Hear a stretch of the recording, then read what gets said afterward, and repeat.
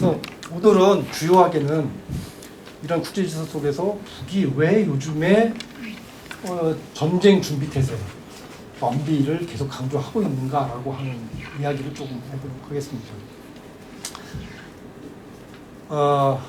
언론에 나온 것이죠. MBC에서 이제 전쟁 준비 완성 받자. 전쟁 준비를 완성한다고 하는 식의 그 북한식 표현이고, 우리식으로 얘기하면 전쟁이 일어날 수도 있으니 이것에 완벽하게 대비하는 그런 태세를 가져야 된다라고 하는 게 사실 이야기의 정확한 이야기인 거죠. 북에서 얘기하는 거.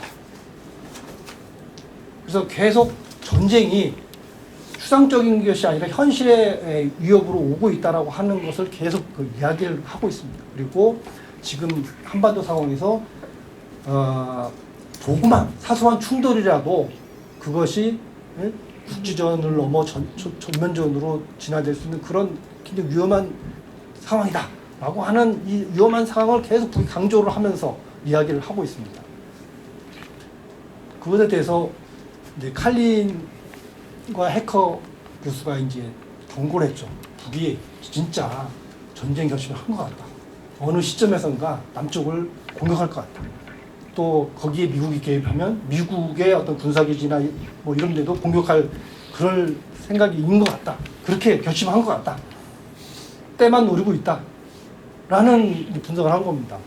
다른 사람들이 얘기를 안 했으면, 아니 다른 사람이 얘기했으면 뭐 그런가 보다 했을 텐데, 워낙 해커 박사는 북에서 운영하는 핵시설에 실제로 유일하게 들어가 본 사람이에요. 그리고 이 칼린 같은 경우는 북의 내부의 어떤 정보라든지 돌아가는 부분에 대한 분석 부분에서 미국에서 상당히 그래도 권위 있는 사람이거든요. 이 두 사람이 갑자기 저런 얘기를 하니까 진짜 이러다가 전쟁이 일어나는 게 아닌가라고 하는 그런 이야기들이 언론에 나게 된 것이죠. 그런데 북이 정말 전쟁을 결심했을까? 전쟁 준비를 하고 있나? 라고 보면 좀 이상한 행동을 지금 북이 많이 하고 있습니다. 무슨 이상한 행동이냐? 첫째, 언슬이라고 하는 측면에서 보면 정확한 워딩이 전쟁 준비 태세, 외부의 전쟁 위협에 대응해서 그것을 준비한다는 차원이지 본인들이 먼저 공격했다는 얘기는 안 하고 있습니다. 정확한 언수를 좀 이해할 필요가 있고요. 두 번째로는 북이 지금 전쟁 준비를 하고 있다면 뭐 군수물자를 막 생산을 해서 비축을 하고 군수 분야의 뭐 여러 가지 무기들을 해야 되는데, 지금 우리 언론에서 나오는 건 뭡니까? 북이 지금 무기를 수출하고 있다는 거 아닙니까? 러시아에. 이게 좀 이상한 거죠. 북이 지금 전쟁을 하려고 하면 그 무기들을, 생산 무기들을 비축하고 뭐 이렇게 해야 되는데 그걸 지금 다른 나라에 주고 있다? 뭐 이런 거예요. 이게 좀 이상하다. 세 번째는 북이 최근에 각 지역별로 124군이라고 하는 연대급 군부대를 새로 창설했어요. 정말 얘네들이 군사 병력을 늘려서 전쟁을 준비하려구나 라고 봤더니 다 공병자네요. 지방의 민수, 기업, 공장들을 짓기 위한 군부대지 이 전투 부대가 아닌 거예요. 이게 좀 이상한 거죠. 네 번째로는 올해 북이 외교 전체적으로 올 때 제일 큰 행사가 뭘까요? 예? 그렇죠. 어쨌든 이 러시아의 크렘린궁에서 공식적으로 얘기를 한 거 아닙니까? 이거는 올해 푸틴 대통령이 평양을 방문한다. 자, 그러면 푸틴 대통령이 평양을 방문하기 위해서는 어떻습니까? 정세가 완화가 돼 있어야 됩니다.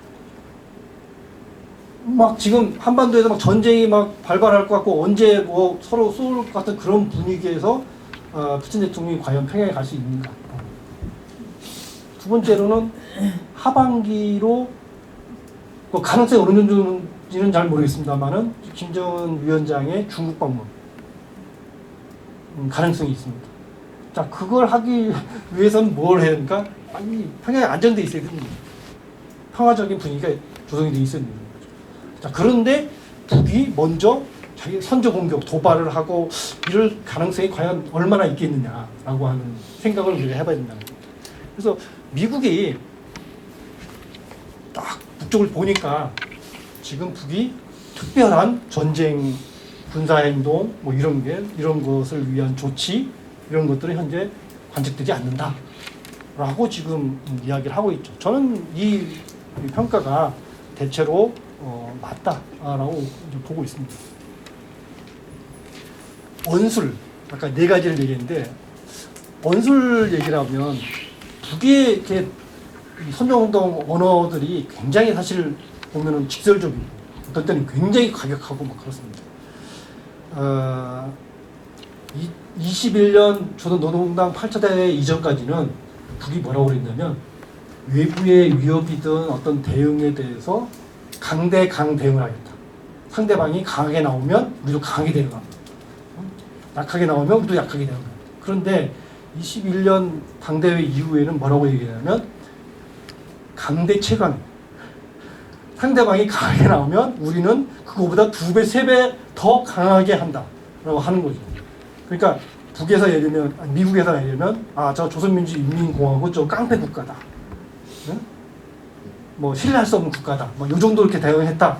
그러면 북에서는 미국에 대해서 뭐 엄청난 무슨 뭐 학살에 뭐 이런 뭐 인디안 학살부터 시작해가지고 막 그 세계 만행 또는 세계 최고의 뭐 전쟁 뭐 이런 식으로 이제 말폭탄을 한다는 것이죠. 그러니까 우리가 그걸 좀 가려봐야 된다고 합니다. 또 북이 저런 발언을 했다고 해서 지금 한반도의 위기 지수가 과연 올라가고 있는가? 우리 별로 이렇게 체험을 못 하고 있지 않습니까?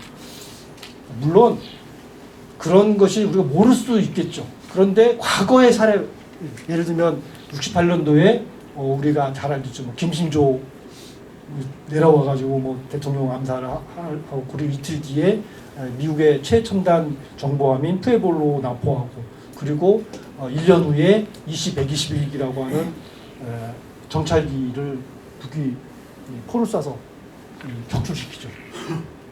그때보다 지금 우리가 더 위험한 상황입니다. 제가 보기에는 아니라고 봅니다.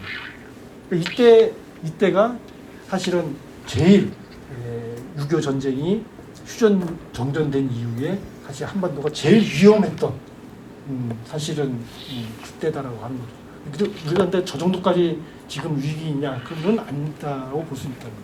두 번째로는 94년도에 1차 핵 위기 때 영변 핵시설을 미국이 폭격한다고 했습니다. 공공연하게 미 국방 당시 페리 국방장관이 나와가지고 원산에 대해서 서지컬 스트라이크, 그러니까 이 외과 수술, 영변 핵시설만 이스라엘이 그런 거 많이 했죠. 이라크나 이런데 무슨 핵시설로 자기 군인들이 판단하는 것을 미사일을 쏴서 그 지점만 이제 폭격해서 없애버리고 외과 수술 방식으로 종기 들여내듯이 그거를 했습니다. 근데 94년도에 보면 실제로 그걸 하기 위해서는 했을 경우에 북의 반발 또는 반격에 대응해서 그걸 하기 위해서 제일 먼저 미국이 하는 게 뭐냐면 한국에 주재하는 미국인들을 소개하는 겁니다. 일본이. 그 훈련을 지속적으로 하고 있어요. 어디서 모여서 부산까지 기차나 운송선 가고 거기서 배를 타고 일본으로 가는 이거거든요. 근데 94년도에는 실제로 그걸 시행 단계에 들어갔어요. 그거 들어간 다음에야 우리 김영삼 대통령이 알게 된 거예요. 이 심각성을. 소개작전 시작되고 나서 대통령이 보고받았어요. 그리고 나서 전화를 했죠. 전화를 했다고 그러죠. 아니 압박을 하라고 부탁을 했지, 요청을 했지 실제 폭격하라는 건 아니다. 절대 한반도에 이 군사적인 충돌이 발생할 수 있는 이것에 우리는 반대한다라고 이야기를 했다고 하는 겁니다. 근데 백악관에서 바로 반론을 냈죠. 우리는 그런 전화를 받은 적이 없다. 그 통화 기록까지 공개했습니다. 94년도 얘기를 말씀드리는 거는 그때 우리 사재기 했어요. 그리고 그 하루 전인가요? 그 남북 간 회담 탑상에서 북의 조평통 부국장이 서울이 여기서 멀지 않습니다. 전쟁이 일어나면 서울은 불바다가 됩니다. 라는 발언을 하고 그 불바다 발언만 확장을 해가지고 그 앞에 전쟁이 발생하면 서울 불바다 전쟁이 발생하면 을 빼고 서울 불바다 유명한 불바다 발언이 풀리면서 당시 정말 위기가 고조가 됐는데 그때만큼 지금 과연 우리가 위험한가 라는 생각을 좀 해볼 필요가 있다는 거죠.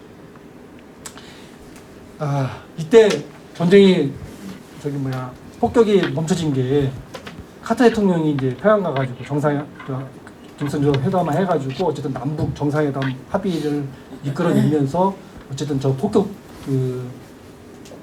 중단됐는데 당시에 그 회고록이라는 걸 보면 거의 그 카운트다운에 들어갔다고 얘기를 하죠.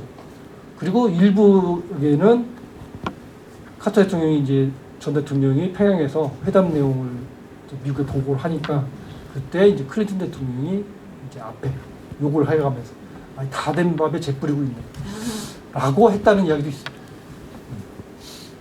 그럼 어쨌든 굉장히 위험한 상황을 우리가 잘 넘어갔죠. 또 가까운 사례로는 2017년 우리가 이제 18년도에 그 정상회담하고 뭐 정식 했던 그 전에 이 16년, 17년에 또 이제 여러 가지 이제 위기 얘기가 나왔죠. 그래서 북이 이제 미국이 우리한테 대한 압력이나 뭐 군사행동 이거 하지 마라. 우리도 핵 가졌다. 핵버튼이 내 책상 위에 있다라고 얘기했더니 트럼프 대통령이 내 핵버튼은 더 크고 그리고 실제 작동이 된다. 라고 얘기를 하죠. 그 무슨 얘기냐면 그래 너네 핵 갖고 있는 건 알겠는데 너네 핵은 실제 작동이 안 된다. 실제 작동이 안 된다는 의미는 너네 쏴봤자 태평양 상공에서 다 폭파되지 우리한테 날아오지 않는다. 근데 우리 핵은 단다는 거죠. 그런 의미를 갖고 있는 거예요. 말이지만 어쨌든 이게 서로 간에 이제 핵전쟁 또는 제한적이나마 전술핵을 쓰는 그런 게 막 말로 오고 가는 그런 단계까지 갔다고 합니다. 이건 이제 오보입니다, 실은. 여기 보면은 미국이 2010년도에 북의 핵무기 80개 사용 검토. 와, 북을 폭격하는데 80개의 핵무기를 북에 쏜다? 이런 작전 계획은 없어요. 번역을 잘못한 겁니다.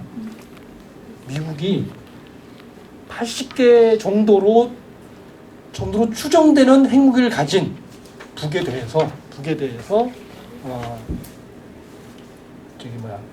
핵으로 폭격할 그런 그 작전을 검토를 했다. 정확한 의미는 그런 건데 80개가 앞에 붙어가지고 미국이 80개 무적을 쏜다라고 하는 그런 개념으로 이렇게 나왔습니다.